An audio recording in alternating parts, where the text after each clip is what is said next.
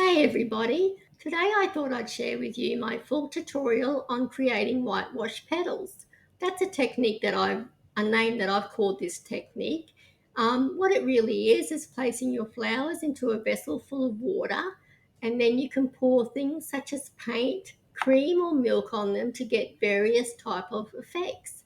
It really create such a beautiful thing, and it's actually fun to do once you've got it all set up and are playing. And I'll explain everything as we go along. I'll also put some timestamps into the description so you can jump to whatever section you need to jump to, because the video is quite a long video. And all I ask is that if you can give this video a like, give me a comment, good or bad. I'd love to hear your feedback on what you thought of my tutorial. And I'd also love to hear if you actually give this a try and you were successful with your images. It really is something beautiful to do, and I find it quite fun and relaxing, and sometimes I just can't wait to try it again. It's one of my favourite things to do with my flower photography. Okay, let's get started. First of all, I'm going to share with you some photographs that I've taken using this technique, and then we'll get on to the tutorial. I hope you enjoy it. Bye for now.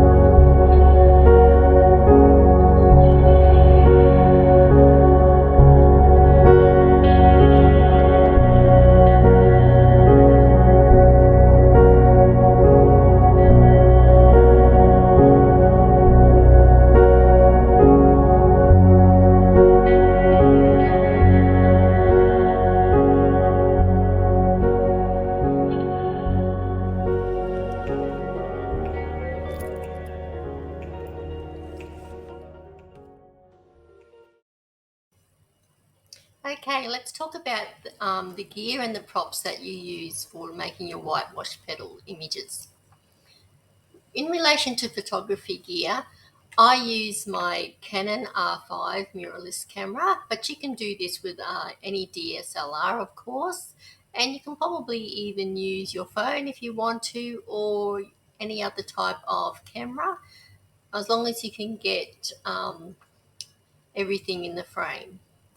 So, but ideally you want to be able to control the outcome. So a DSLR is the best choice. So regarding lenses, I use a macro lens when I'm shooting my whitewash petals. As long as you can get up close to the vessel so that you can actually frame what you want to photograph in. You don't really want to get too much of the outside in that is not necessary for the photograph. So whatever lens that you've got to get in closer is the best choice. You will need a tripod, and it's handy to have a trigger release, because what happens is sometimes you're trying to even use your hands to hold the flower down in the vessel, and that way if you're standing that close to your vessel you can still take photos with your camera using your shutter or trigger release. Of course you need memory cards, and you will need charged camera batteries because they're always helpful. Okay, so what type of flowers do you need? Well, look, as time's gone on, I've used a wide selection of flowers. I felt at first that the best type of flowers were the ones that had a little bit more stiffness or structure to the petals so they don't flop down. But I have used things like cosmos and more softer petaled flowers. So really just experiment. There's nothing that's wrong or incorrect. And sometimes experimentation will lead to really good results. You will need some garden snips or scissors because you'll want to trim the stems off your flowers, and you'll also sometimes want to cut some petals off that are maybe excessive if you need to. That comes in mind when you're organised, when you're framing your composition. So the vessel or the fish tank or a clear container is needed. Now, when you're thinking about what container you're going to shoot in, I advise you get something that's a little bit taller, maybe at least, let me think, at least 20 centimetres high. That's 20 centimetres from here to here. Um, if you get anything that's too short, you don't, the paint doesn't have time to drip and flow down. So you really need to consider your height of your clear vessel that you're going to use. And the other thing that you need to consider is that once that vessel is full of water, are you going to be able to move it to empty it or to flush the water out? Um, so just be thoughtful of those. What happened with me is I brought quite a large fish tank to do it in, and I started doing these in my own backyard. Um, However, I didn't consider all that water, and so I actually had to get a jug and keep emptying the water out of the fish tank so I could actually lift it then to tip it out. So those type of things you need to consider. And you will need some source of clean water to fill and flush the vessel, because once you do one, you'll want to do more, and then you'll want to do even more. It's a little bit addictive. Okay, so one of the major problems, and I'll talk about this again in a little bit, is how are you going to hold that flower down in the water in the vessel? So things that I've used that have been successful are frogs. Things that I've used that have been successful are what they call flower frogs, and you can get them online quite easily. I've used waterproof masking tape. It's a sort of like a cloth tape. Got that from the hardware store. I've used turnbuckles, which I'll show you soon, and now pinch them from my husband's shed. And you can even sometimes use blue tack, although that's not really so successful, but it does sometimes. I use blue tack and the frog together to try and keep those stems in place. And you can have things such as string and tape and whatever you can find, cable ties even handy. That just helps you to secure the flower stems to the weights and hold that down. It's going to be one of your biggest challenges, is really holding those flowers down where you want them to be. So when it comes to placing the paint into the vessel, I have used eyedroppers. I've been to the craft store or the $2 store, and I've used craft pipettes. They're really quite good because you can actually dispose of them later. You don't have to clean them out. Eyedroppers, I find that you've got to sort of flush them out because they're glass and you want to reuse them. I've even used the big turkey baster that we had because, I don't like cooking, so I'm happy to use the kitchen stuff in my experimentations. And then you'll need a selection of clean rags because you want to continuously clean the side of the glass or the acrylic that you'll be shooting through, because you don't really want to spend time in Photoshop or whatever software you use later on cleaning up all those water drops, because they will happen.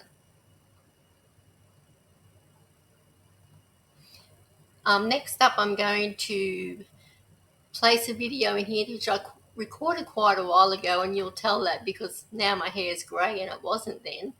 But I just go through some of those other things that I've already mentioned so you maybe understand a little bit clearer of where I'm coming from. Okay, let's talk about setting up the area now to do your whitewash petals in. I've actually done this both inside and outside, and in fact, for the first few times I actually used the backyard because I thought it was going to be so messy. But after I got the hang of it, I started to doing it inside. One of the main problems that you have, and I can't stress this enough, is the glare that reflects onto the outside of the glass or the acrylic, whatever type of vessel that you're using on. You really do have to have an area that you can control, and actually black fabric of any type is your best friend. But let's go through a few things. So, clothing considerations. You'll see in some videos that I've got coming up of when I'm setting up the area, you'll see as I'm moving around, because I had a black shirt on clothing on, it actually helped reduce the reflections in front of the vessel. So wear black, and maybe even wear an apron if you can, because if you're like me, this is where your hands go to wipe your hands after you got full of paint. But maybe I'm a little bit messy. But wear an apron if you're worried about getting your clothes messy, but I would actually wear dark or black clothing to just helps you when you're shooting. Okay, so you'll require a dark surround around all of your vessel except for the front. I didn't put this in my prop section as I forgot to, but what you'll need, what I've worked out is that I've got some foam core cardboard cut out, and it's probably about 3 millimeters thick. I'm not sure, but the thickness doesn't matter. It can be just straight black paper because I've used that before. The only reason I went to use the foam core is because the black paper started to get wet and then it would tear, etc. So I found something that's a bit more industrial that would last. Um, so in this instance, so what I'm showing you here, I've got my 3 pieces. I've got 2 for the sides and 1 for the black of the container cut out to size, and I've just clipped them on the top with some clamps. And then on the background, I've actually got a science board, which you'll see soon. It's just cardboard cut out into a frame that makes it stand up.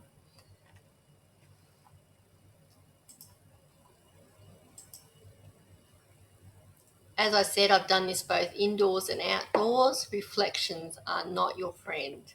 And that will be one of the more frustrating things about doing this technique. The 2 most frustrating things are placing the flowers where you want them to be and controlling those reflections. Now, sometimes you can get obsessed about the reflections before you actually start to shoot. Try not to do that. Do the best you can in putting your surrounds around. But as you can see from these 2 images here, in the bottom image, you can see there's reflections there off to the right-hand side. But once I put the paint in, they sort of got eliminated and I didn't have to worry about them so much.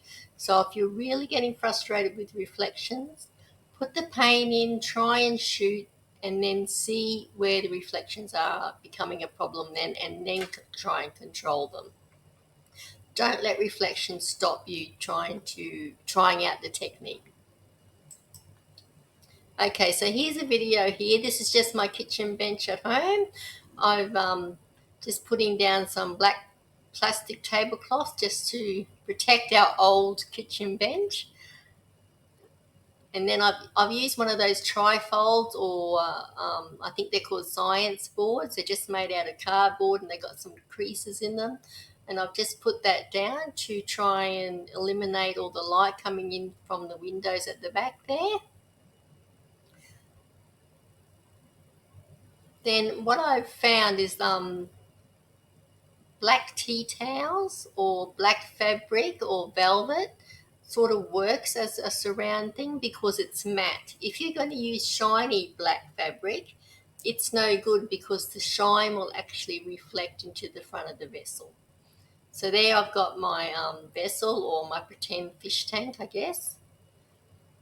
And I just got that from my local hardware store in the storage section.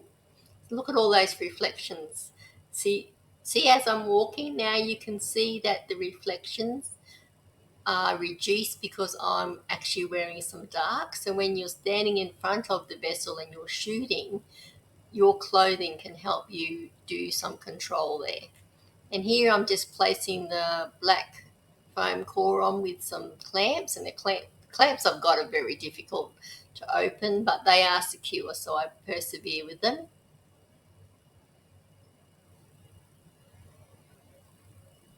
So now I've got the three sides of the vessel blacked out, and I've just got to worry about the front. Okay, and of course, once you put your water in and splash, make sure the front's clean. It's really important because you want to do as least processing as you can. So we're going to talk about securing the flowers next, so I'll see you in the next tutorial. Okay, now that I've scared you about the reflections, we're going to talk about securing the flowers. Sometimes you can get lucky and it just happens straight away. Other times it might take quite a few minutes for you to get the flower to where you want it to be, and sometimes you just can't get it to cooperate at all. But let's get on with the tutorial. Okay, so in the video here I'm showing you a couple of flowers I'm going to work with for this tutorial. You can see there I'm just looking at to see beforehand how I think that I want the flowers to sit, and once again in your imagination you can have them sitting wherever you think it may work, but they will not cooperate in most circumstances. So I push the flower onto the stem, onto the flower frog here, and I'm trying to place it. Now what I like to do is I like to have some of the petals right up against the front of the vessel, because I feel like, to me, that's I get to see the petals more in my final images then, and more detail in the petals. However, I have taken them, and many of my students have taken them before, with the flowers sitting back. As you can see them now, they're not actually on the front of the vessel. So you can do it either way, but my goal is I like to get some of those petals right up against the front, because I feel like when you start putting the paint in there, if the petals are against the front of the vessel, it will actually help the paint from stop dripping, and then you get that sort of settled in paint effect, I think, where the paint looks like it's just still. So in the final images you can have paint that's either dripping, which you will get, or flowing, but sometimes I want the paint just to settle and look like it actually has been washed with the paint. The petals have been washed with the paint. So once again, that's up to you. Of course, this is all your artistic vision, so please go with what you think and what works for you. I can only give you my thoughts. You can see I'm struggling in this video here to get those petals where I want, and they're falling off. They're flowing off, but I'm trying to work with it. Yeah, so, you know, it's not an easy process, but once again, I don't want you to scare you. And hey, you may come up with a better way to secure those flowers to the bottom. Here I am struggling now. I think I've even got a third flower happening in there. I put the second frog in the back just as a weight. So I've got the stems there on into the frog, and then I've got another frog at the back leaning on the stem, trying to hold it into the prongs of the first frog, if that makes sense. Okay, it's quite handy to have a water jug with you as well. And then I have a paper plate to throw my painted bits and pieces on to try and keep the surfaces a little bit more tidy. You'll need a spoon or something to mix your water up with, and on this day I was actually using glass eyedroppers to drop the paint in.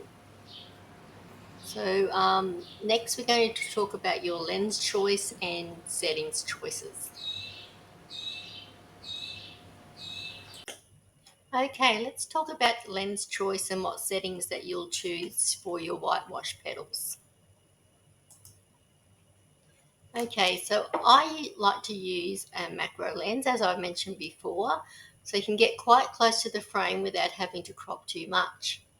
But what lens you use will also depend on the size of the vessel that you're using and also the size of the flower. Like if you've got a huge flower, you may want to use something like a 50 ml and still get close, but that's really just use the lenses that you've already got and make the best out of them. But like I said, I always use a macro lens. I like to shoot at 2.8 um, because there's really not that much depth of field that you're capturing. You want to capture those I want to capture those front petals in full detail that are against the front of the vessel. And then I don't mind if the background actually blurs out a little bit. But once again, that's up to you. You could actually shoot at 5.6 or f8 if you like, but I myself shoot at 2.8 in most circumstances. So I'm a manual shooter, so I choose really my aperture first, then I'll choose my ISO, and when I'm outdoors, I will usually use 100 or ISO 50 because my camera allows me to do that. However, not every camera does, so just check your own camera or use ISO 100, and it's just to help eliminate the noise. Um, so once you've set above the aperture and your ISO, you'll then need to choose your shutter speed to give you the correct exposure. So I hope you know how to do that. If not, you can find many tutorials online which will teach you about the exposure triangle in photography. Um, I've got there as suggested settings to start with: f2.8, ISO 100, and 1/60th of a second. And then you take it from there. As we'll discuss in the next tutorial, you may want to change and start with your consideration to be your shutter speed as a priority rather than your aperture. But we'll find out more about that in the next lessons. I hope this one just gives you a starting point, and we'll learn more as we go along. Okay, let's talk about some considerations now when you're shooting your whitewash petals.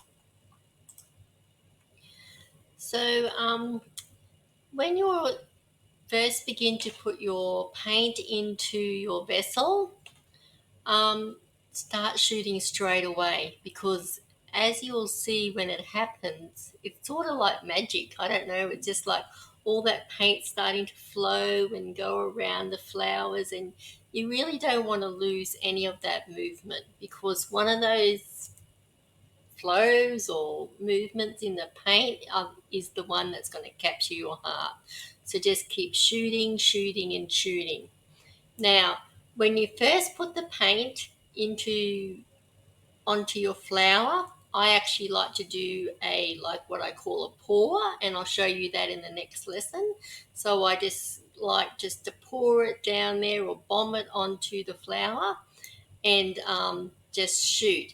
Now the background then will be transparent in a way, because what you'll be shooting is your petals or your flower, the paint, but you'll still be able to see through to the back of your vessel as that happens. And when I do it, because I've got black behind my vessel, I always end up with this type of greyish background, which you can see here. And it's more opaque, as I call it, the background, and not a solid colour. So don't miss out on those shots, because they can be really mysterious and lovely as well. Let's talk about the background colour next. So I've found that as I've done this, once again, my preference is to have a solid colour background to work with, mostly because I love the look of that. Can either be a white background, or you can add coloured paint like pink or yellow, etc. So you have a more of an opaque background. But what's really magic about that is it helps, when you do that, it helps to disguise any strings, any tapes, any flower frogs, or whatever you've got in there to hold your flower in place. It saves you some Photoshop work. Sometimes I even hold the flower in place with my hand as I'm clicking.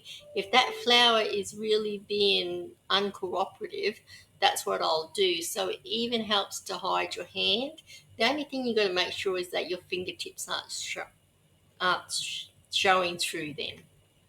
So I always start off with white paint, usually, always actually. Then I pour that into the vessel. Then I will wait for that to flow and move around and keep shooting. Then I'll get my wooden spoon or whatever spoon you've got to mix in the background and mix around the background of the vessel. And then you end up with a nice opaque background.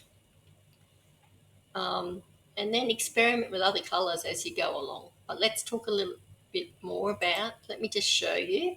So as I've mixed the white into the background, you get a more solid colour background. And once you do that, you may want to then, because your background's going to be white, you may then want to introduce a different colour to drip onto your petals. And then that colour, so on this, let me explain that better. So in this circumstance, my background was white and I had then dripped purple onto the petals to try and get, a contrast in the colours and something that matches my flower as well. And then after I was finished shooting that, I actually mixed the purple paint in with my white paint in the background. Then I got this beautiful lavender violet type of colour. And then I began to use my white paint again, and that's how you can get that effect and get a series of different images while you're shooting. You might end up with a half a dozen that you really love. You might only end up with one that captures your heart. What else you've got to consider is the composition.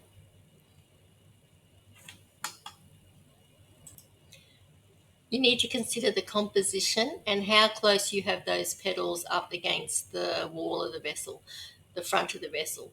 So as in this image here, if I had those petals placed right up against it, I wouldn't be able to place that paint there so it looks like it's been in the cup of the flower and then dripping down. So whilst I said before you need to have it right up against it, don't have it so against the wall that there's no room for paint to flow down in there. And how I get that paint right where I want it is I actually place that with an eyedropper where I want it, and I've got a video of you coming up in the next tutorial to show you how I do that. So you really need to think about what type of look that you want as you're playing. But when you first start off this, just play. You'll soon work it out, what you like and what you can do, and just keep experimenting with everything that you do. There is no rules. So the other thing you've got to consider is your photography, your camera technique. So do you want the paint to look like it's soft and dreamy and milky? So then if so, start off with your choice of a slower shutter speed. If you want the paint to look more like it's iced or frozen, you need a faster shutter speed. It's just like when you take photographs of a waterfall or movement. Think about that.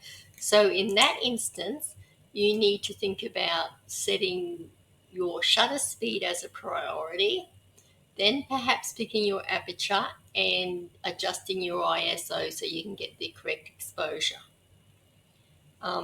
Personally, I like them both, but today I'm leaning towards a more slower shutter speed look. Tomorrow I might like the faster frozen look. So what's some tips here? The tips are the viscosity of the paint mixture.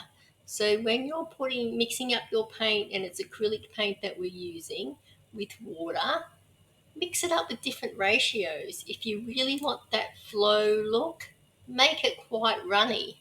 If you want it to be a bit more frozen, it doesn't matter if the paint and the water is a little bit thicker. So just experiment with those. Put the eye, as you're using your eyedroppers or maybe your pipettes to place the paint into the vessel and onto the petals, have a look and see where is it going to look nice. Like where I've got that arrow there, I actually got the eyedropper, put it down into the vessel and push the paint out exactly on that petal that I wanted. And then you wait. You've got to wait, because paint does what it's going to mix in with the water, and it's going to take its time. I always find that this is a really great technique that you can have a lot of cup of teas while you're waiting, because you'll see as you practice it, the more you wait, sometimes the more beautiful effect will happen. I've been known to be in the backyard. I'll pour some paint in there, play for a while, and sometimes you might get a little bit frustrated, so you go off and get a cup of tea or pat the cat or something like that. And when you come back, you go, oh my goodness, the magic has happened while I've been away because I've left it for a few minutes. So don't be a nice slow technique that you can have some calmness during. And just keep adding paint, keep playing. Eventually your tank will get murky with the water and the paint, so just empty it out. Start with a new flower or the same flower if you want to try different colours. It's up to you.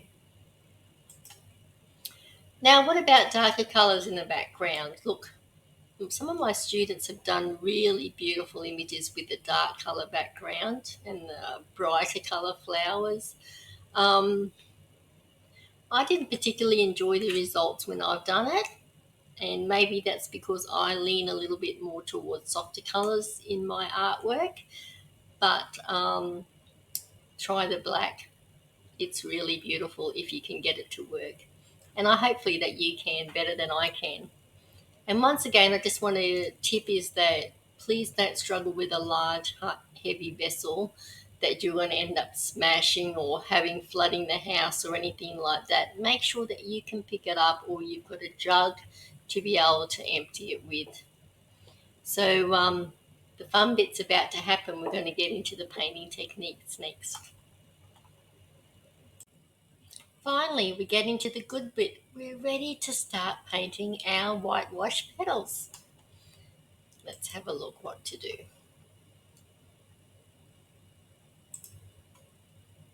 So here I've got the setup happening again. So I just use acrylic paint, and I actually find the best paint that I get is from the local hardware store. I have brought acrylic paint from craft stores and $2 stores or dollar stores, whatever you may want to call them. But they're all a little bit different in their thickness and everything. So just experiment and, don't spend too much money, but find out what paint is the best that works for you. So I just put it into a disposable cup or something that I can wash up quite easily later on. Pour some paint in, then I mix it with some water. So for the first wash, you really want your white paint. That's what I start with, to be quite runny. And then after I get that ready, I get a little bit of other colours ready, just in case, because once you start shooting and pouring paint and everything, especially if you are doing this by yourself, you want to have it ready, because it's a little bit of a pain to keep stopping and mixing a little bit more paint and a little bit more paint. So try and think ahead. So with the colour, I don't make it so runny, but it does depend on if you want that flow look or if you want that more frozen look as well. Because you'll see in your images, and really as you start pouring the paint, the more thicker it is, the less it'll flow. But the more watery it is, the more water it will flow. So that's how it goes. Here I'm just trying to make that yellow a little bit more orange to match the petals. I feel that's what I was trying to do there. Sorry about the focusing going in and out. I just placed the camera in front, and I actually think I had a little bit closer than this, but so I could show you in the video and so you could still see what's happening. I pushed it back a little bit, but get as close as you can get that camera and your lens to the frame, because you really want to shoot as many pixels as you can when you're shooting. So let's just jump forward. So here I've got the back of the camera to show you. I wouldn't normally have it on this angle. I would shoot more parallel to the front. But what I'm checking for here now is the reflections that are still on the front of my vessel.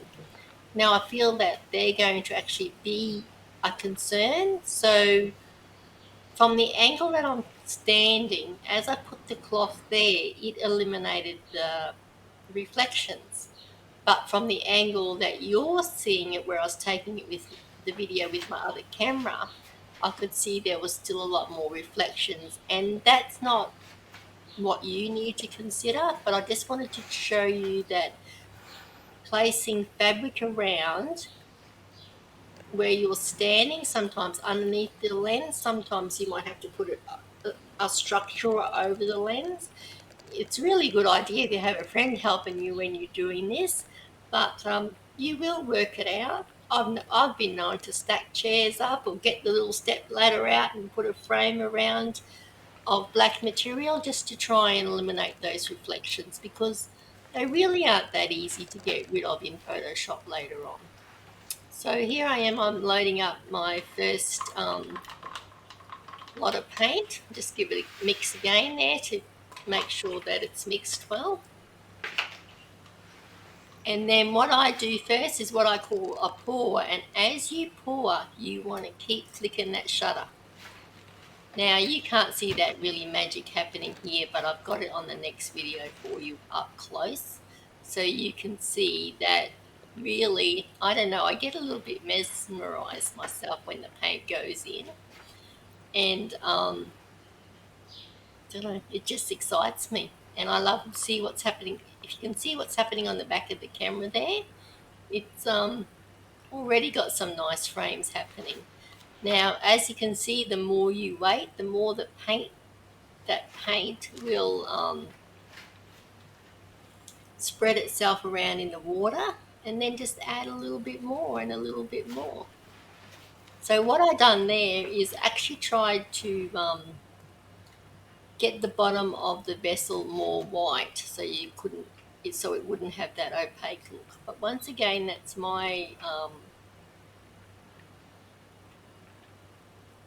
favorite type of look. I like to keep the bottom bits. Let me do that. I like to keep the bottom of the frame a little bit more solid, and you'll see that I'll talk about that soon, is that's how you can actually hide some of the distractions there from your frog or whatever you've got down there that's holding the flowers down. So once it's settled a little bit, put your spoon in, mix it up. You don't really want to keep adding a lot of paint at this stage, because you just want it to be able to flow in the water that's there and see what it's going to do.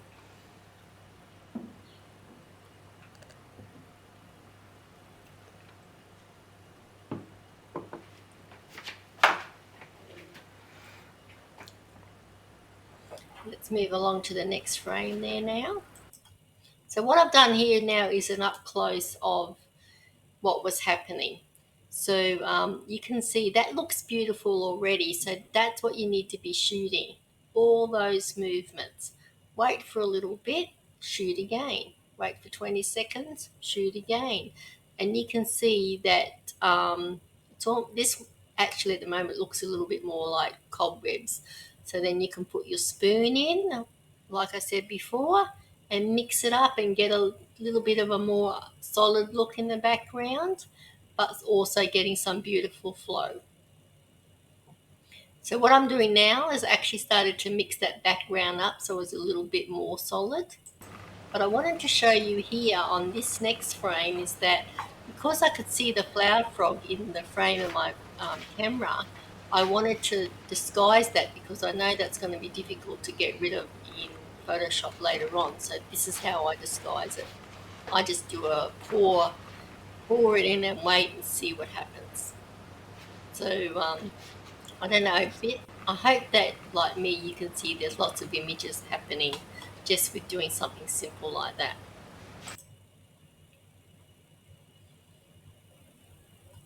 Okay, now let's talk about adding some colour now. So I've got my white, I'm sort of finished shooting with my white. Then I've put my finger in there and trying to rearrange those petals. Not that I'm a control freak or anything. And I want to think about adding some colour now. So I've got my little pipette, or my eyedropper in this case. And don't forget also, you can use those eyedroppers to rearrange those petals. They're probably a little bit more easier and gentle to use than my big fat fingers. So now I'm going to start adding some yellow paint onto the flowers here.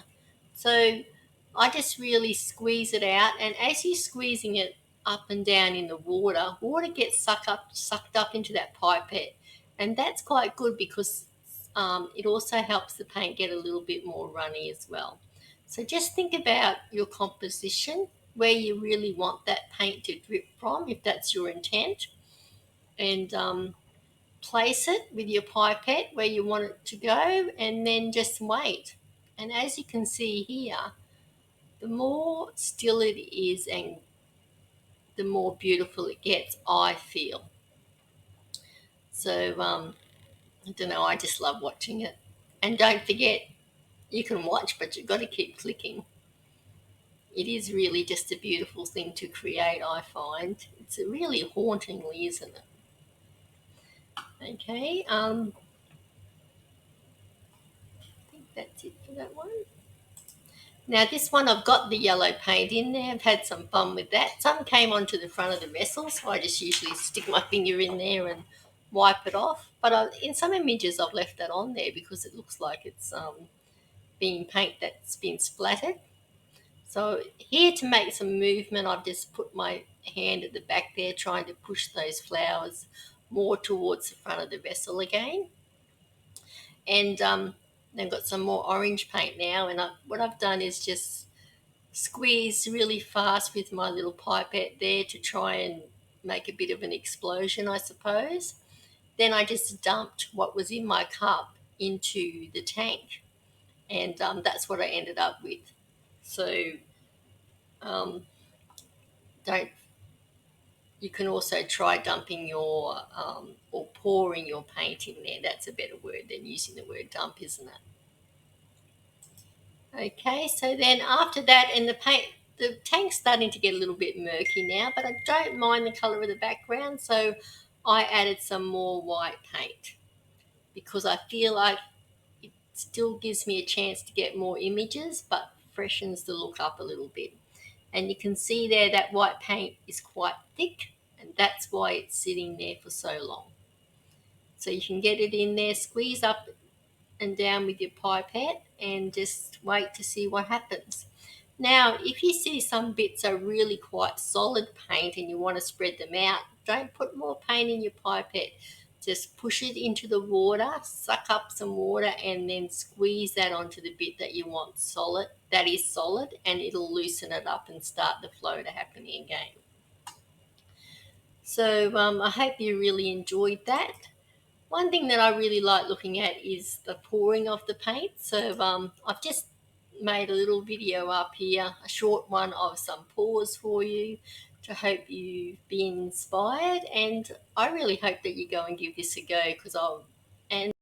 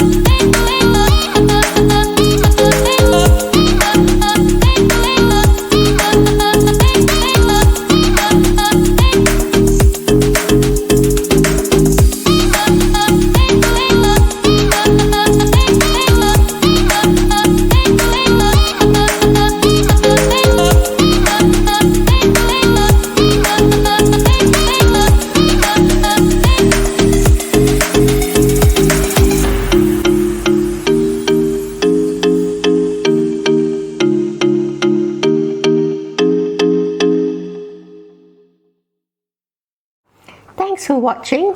I hope you